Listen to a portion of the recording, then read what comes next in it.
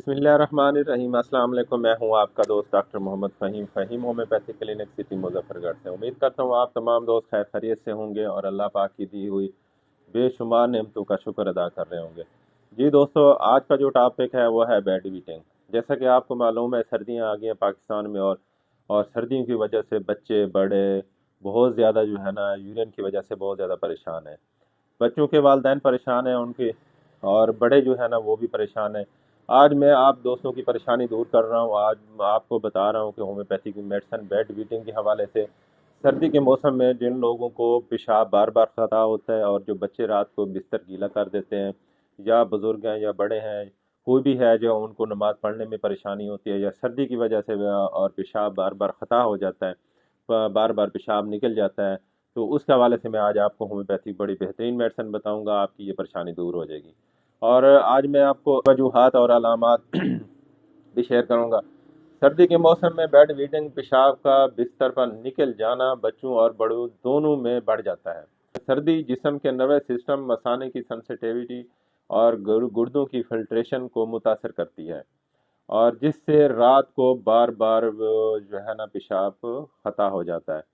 तो आज मैं आपको होम्योपैथी की चंद एक ऐसी मेडिसिन बताऊंगा, उसकी वजूहात भी है, उसकी कौन कौन सी वजूहात है पहले ये शेयर कर लेते हैं। और सर्दी की वजह से मसाने के पट्टे सिकुड़ जाते हैं, उस वजह से पेशाब जो है ना बार बार बेख्तियार जो है ना निकल जाता है, या ब्रेन ब्लडर कंडीशन जो है ना वो कमज़ोर हो जाता है। रात को बार बार पेशाब बनता है।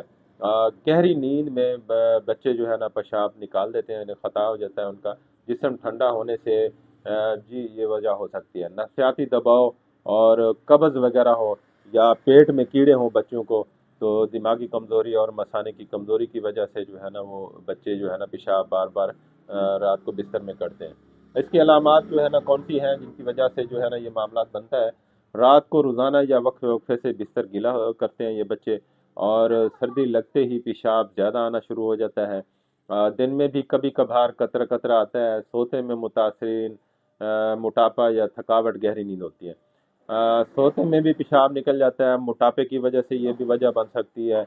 थकावट वगैरह या गहरी नींद हो तो ये भी वजह बन सकती है, जिस वजह से जो है ना पेशाब जो है ना बार बार निकल जाता है। तो चलिए मैं आज आपको होम्योपैथिक चंद एक मेडिसिन बताता हूँ, जो आप ये मेडिसिन इस्तेमाल करेंगे इंशाल्लाह ठीक हो जाएंगे।